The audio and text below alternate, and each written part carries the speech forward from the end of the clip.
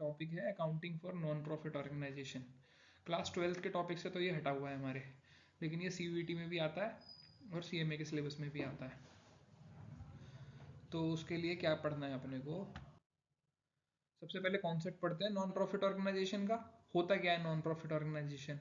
ऐसी ऑर्गेनाइजेशंस जो कि स्टेब्लिश की जाती हैं प्रॉफिट जनरेट करने के लिए नहीं, बल्कि लोगों को सर्विस प्रोवाइड कराने के लिए। मतलब ऐसी ऑर्गेनाइजेशन जिनका मोटिव जो होता है वो प्रॉफिट अर्न करना नहीं होता, सिर्फ सोशल सर्विस या सर्विसेज प्रोवाइड कराना होता है। और जनरली ये सर्विसेज सिर्फ उन लोगों को दी जाती है जो इसकी मेंबरशिप लेते हैं। ठीक, मतलब एक ऐसा हुआ कि हम बिजनेस कर रहे हैं किसके लिए, प्रॉफिट करने के लिए, लेकिन ये ऑर्गेनाइजेशन सर्विस देने के लिए बनाई जाएंगी, प्रॉफिट कमाना इनका मोटिव नहीं होगा। और सर्विस किसको देंगी? तो जो लोग ये सर्विस लेना चाहते हैं उन लोगों को मेंबरशिप लेनी पड़ेगी, सिर्फ उन्हीं मेंबर्स को ये सर्विसेज प्रोवाइड कराएंगे। ठीक, जैसे एग्जाम्पल के लिए जिम खाना होते हैं, लाइक जिम्स हो गए, या स्पोर्ट्स क्लब हो गए। स्पोर्ट्स क्लब में वही लोग जाते हैं जो मेंबरशिप लेते हैं। ठीक, इसके अलावा पब्लिक हॉस्पिटल्स हो गए। पब्लिक हॉस्पिटल्स के अलावा लाइब्रेरीज हो गई, लाइब्रेरीज में जाते हैं हम लोग, जो पब्लिक लाइब्रेरीज होती हैं वो सब्सक्रिप्शन लेती हैं एक छोटे अमाउंट का, देन आप उसके अंदर जाके अपनी बुक्स वगैरह यूज़ कर सकते हो। एक एग्जाम्पल जो इसमें लिखा नहीं है हमने, वो स्कूल भी होता है। जो एजुकेशनल इंस्टीट्यूट्स होते हैं जो गवर्नमेंट रन करती है, वो इंस्टीट्यूट भी कैसे होते हैं? Non profit organisation. जनरली ज़्यादातर स्कूल जो सोसाइटीज़ बेस्ड चलते हैं वो प्रॉफिट कमाने के लिए काम नहीं करते, वो सोशल सर्विस के हिसाब से काम करते हैं। तो ये सारी चीज़ें उसी के अंदर आती हैं। इसके बाद आता है कि नॉन प्रॉफिट ऑर्गेनाइजेशंस के आपके फीचर्स क्या होते हैं, क्या खासियत है नॉन प्रॉफिट ऑर्गेनाइजेशंस की। तो पहली चीज़ तो यही है कि भाई ये जो स्टेब्लिशमेंट होता है, ये जो ये सर्विसेज देने के लिए बनाई जाती है, ना कि प्रॉफिट जनरेट करने के लिए। तो पहला फीचर तो यही हो जाता है। दूसरा, ये जो भी स्टेब्लिशमेंट होती हैं, जो भी ऑर्गेनाइजेशंस होती हैं, वो चैरिटेबल ट्रस्ट या चैरिटेबल सोसाइटीज़ के अकॉर्डिंग चलाई जाती हैं फॉर देयर सब्सक्राइब्ड मेंबर्स। जो लोग सब्सक्रिप्शन लेते हैं, जो उस ऑर्गेनाइजेशन के साथ जुड़ते हैं, उन मेंबर्स के लिए सिर्फ रन करते हैं। The activities are normally regulated by, ये जो भी एक्टिविटीज होंगी, जो भी डिसीजंस लिए जाएंगे इन ऑर्गेनाइजेशंस के अंदर, वो एक हेड द्वारा लिए जाएंगे, जो कि मैनेजिंग कमेटी यानी कि उसी मेंबर्स, उस ऑर्गेनाइजेशन के मेंबर द्वारा इलेक्टेड होगा। यानी कि वही मेंबर्स में से कोई एक बंदा इलेक्ट किया जाएगा कि भाई हाँ, आप डिसीजंस लोगे हमारे नॉन प्रॉफिट ऑर्गेनाइजेशन के रिगार्डिंग। ठीक, अब इस ऑर्गेनाइजेशन के पास पैसा कहाँ से आएगा? सर्विसेज देंगे। सर्विसेज कैसे देंगे? स्कूल है, स्कूल अगर चलाना है तो उसके लिए स्कूल बिल्डिंग चाहिए, स्कूल फर्नीचर चाहिए, टीचर्स चाहिए, टीचर को देने के लिए सैलरी चाहिए, इलेक्ट्रिसिटी चाहिए। ये सब आएगा कहाँ से? ये सब करने के लिए पैसा कहाँ से आएगा? तो प्रिंसिपल सोर्स ऑफ इनकम जो होती है, क्योंकि बिजनेस तो नहीं कर रहे हैं, प्रॉफिट कमाने के लिए कोई काम नहीं कर रहे हैं, हम तो लोगों को सर्विस प्रोवाइड कराएंगे। तो इनकी जो प्रिंसिपल सोर्स ऑफ इनकम होती है इन ऑर्गेनाइजेशन की, वो होती है entrance fees, like your admission fees in your school. ठीक, जैसे स्कूल में एडमिशन लेने जाते हैं तो देते हैं ना, एनुअल फीस दे दो, एक एनुअल फीस हो गई। फिर ट्यूशन फीस हो गई, हर महीने की पे करनी होती है, जिसे सब्सक्रिप्शन फीस कह सकते हो आप, कि अगर फीस नहीं दोगे तो स्कूल से बाहर निकाल देंगे, ऐसा कुछ चलता है। ऐसे ही जिम में होता है, एक महीने की फीस होती है, जो उसी को क्या बोलते हैं? Subscription fees. आप जितना टाइम की फीस दोगे उतना टाइम सर्विस कंज्यूम कर सकते हो उस ऑर्गेनाइजेशन की। तो इसमें डोनेशंस भी होती हैं, कई बार हॉस्पिटल्स को, स्कूल्स को डोनेशन मिलती हैं लोगों की तरफ से कि आप अच्छा काम कर रहे हो, देन आपको डोनेशन मिलती है। गवर्नमेंट की तरफ से ग्रांट मिलती है। ग्रांट का मतलब होता है monetary help from the government. तो गवर्नमेंट भी आपको पैसों से हेल्प करती है, जिसको ग्रांट बोला जाता है। ठीक है, कई बार क्या होता है, कुछ लोग जिनके बच्चे नहीं हैं, या फिर वो चाहते हैं कि उनकी प्रॉपर्टी इस अच्छे काम में यूज हो, तो वो अपनी प्रॉपर्टी को एक तरीके से यूज करने के हिसाब से दान दे देते हैं ऐसी ऑर्गेनाइजेशन को जो सोशल सर्विसेज में लगी होती हैं। तो जो लोग अपनी सर्विसेज, जो अपनी प्रॉपर्टी लोगों को, ऐसी ऑर्गेनाइजेशन को दे देते हैं, तो एनपीओ के लिए वो लीगेसी कहलाता है। ठीक, लीगेसीज का मतलब हो गया ऐसी प्रॉपर्टी जो एनजीओ यूज कर रहा है, लेकिन वो प्रॉपर्टी किसी और पर्सन की है, उस पर्सन ने यूज करने के लिए उसको दे दी है।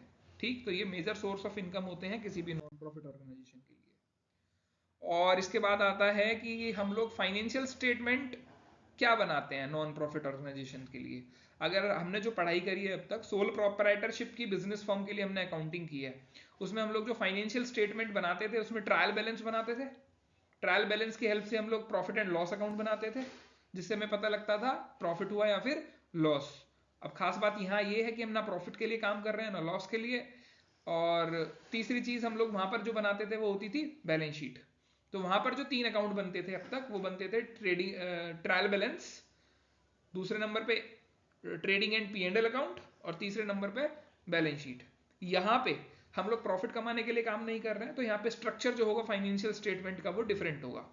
यहाँ पर हम क्या करेंगे, सबसे सबसे पहले तैयार करते हैं receipt and payment account, like your trial balance, like your cash book, बिल्कुल कैश बुक की तरह होता है ये। दूसरे नंबर पे हम लोग तैयार करते हैं इनकम एंड एक्सपेंडिचर अकाउंट। हम लोग यहाँ trading and P and L account नहीं बोलते, मतलब प्रॉफिट एंड लॉस अकाउंट नहीं बोलते, हम क्या बोलते हैं यहाँ पे, इनकम एंड एक्सपेंडिचर अकाउंट। और तीसरे नंबर पर सेम है बैलेंस शीट। ठीक है, तो कौन सी 3 स्टेटमेंट्स हम लोग ड्रॉ करते हैं for a NGO NPO, non profit organisation के लिए कौन सी फाइनेंशियल स्टेटमेंट्स होती हैं? पहले नंबर पे रिसीप्ट एंड पेमेंट, दूसरे पे इनकम एंड एक्सपेंडिचर, और तीसरे पे बैलेंस शीट। इसको बारी बारी पढ़ेंगे अभी हम लोग। देन इसके बाद आता है concept and features of receipt and payment account. क्या कॉन्सेप्ट होता है, क्या होता है रिसीप्ट एंड पेमेंट अकाउंट? तो हमने सबसे पहले पॉइंट में देखना है, this is similar to cash book. Class 11 में सबने कैश बुक बनानी सीखी थी। 2 साइड्स होती हैं, डेबिट साइड और क्रेडिट साइड। जो पैसा हमारे पास आया वो डेबिट साइड नोट होता है, जो पैसा हमारे पास से गया वो क्रेडिट साइड नोट होता है। एक खास बात होती है कैश बुक की, सिर्फ कैश ट्रांजेक्शन हम लोग लिखते हैं। बिल्कुल उसी तरीके से receipt and payment account, just like your cash book, सिर्फ और सिर्फ receipt side, debit side receipts यानी कि जितना पैसा आया, और पेमेंट साइड सारी की सारी पेमेंट जो ड्यूरिंग द ईयर हमने की होंगी। ठीक है, तो it is an account which contains all cash and bank transaction made by NPO during the particular financial period. उस पीरियड के अंदर जितनी भी कैश ट्रांजेक्शन हुई होंगी वो इस अकाउंट के अंदर नोट होंगी, like your cash book. It start with opening balance of cash and cash book. जो इस अकाउंट की शुरुआत होती है, सबसे पहले हम लोग यही बताते हैं कि कितना कैश और बैंक बैलेंस हमारे पास ईयर की शुरुआत में मौजूद है। देन उसके बाद उसी डेबिट साइड में यानी कि रिसीप्ट साइड में हम लोग सारी की सारी रिसीप्ट्स को लिखते हैं, जिसमें कैपिटल रिसीप्ट्स भी होती हैं और रेवेन्यू रिसीप्ट्स भी होती हैं। ऐसे ही क्रेडिट साइड, जैसे कैश बुक में क्रेडिट साइड हम लोग लिखते थे कि पेमेंट्स जा रही हैं, जो कैश जा रहा है, तो वहां पर ऑल द कैश पेमेंट्स हम लोग अपने रिसीप्ट एंड पेमेंट अकाउंट में क्रेडिट साइड में पेमेंट को शो करते हैं, जहां हम सारी की सारी पेमेंट्स चाहे कैपिटल हो या फिर रेवेन्यू, सारी पेमेंट्स को हम लोग उस पर्टिकुलर अकाउंटिंग ईयर की दिखाएंगे। और इसको क्लोज करेंगे with closing balance of cash and bank. वही शुरुआत हुई थी इतने बैलेंस के साथ, इतने पैसे आए, देन माइनस इतनी पेमेंट्स हुई, अब कितना बैलेंस बाकी रहा। ये होता है रिसीप्ट एंड पेमेंट अकाउंट। ठीक है, एक क्वेश्चन जो सबसे ज्यादा पूछा जाता है, सीयूईटी में भी आ जाता है 1 नंबर में, कि इसका नेचर क्या होता है। तो इस अकाउंट का नेचर होता है रियल अकाउंट। हमने पढ़ा था क्लास 11 में 3 तरीके के नेचर होते हैं, रियल, नॉमिनल और पर्सनल। तो इस अकाउंट का कैसा नेचर होता है, रियल अकाउंट। मतलब जो रूल कहता है what comes in debit what goes out credit, real का रूल यही होता है, what comes in debit what goes out credit. तो डेबिट साइड हम लोगों ने क्या बनाया, रिसिप्ट साइड जहां पैसा आ रहा है, और पेमेंट साइड को क्या रखा, क्रेडिट। ठीक है, तो ये हमारा हो गया रिसिप्ट एंड पेमेंट अकाउंट के फीचर्स। इसके बाद आता है फॉर्मेट। ये इसका फॉर्मेट है, रिसिप्ट एंड पेमेंट्स अकाउंट का फॉर्मेट। देखो इसमें सबसे पहले डेबिट साइड हम लोगों ने किसको रिप्रेजेंट किया है, रिसिप्ट्स को, और क्रेडिट साइड किसको रिप्रेजेंट किया है, पेमेंट्स को। ठीक है, रिसिप्ट साइड से शुरुआत कर रहे हैं हम लोग, तो बैलेंस लिखते हैं सबसे पहले, टू बैलेंस ब्रॉट डाउन। किसका बैलेंस ब्रॉट डाउन लिखते हैं, कैश इन हैंड और कैश एट बैंक, दोनों का बैलेंस हमने लिख लिया ईयर की शुरुआत में कितना है।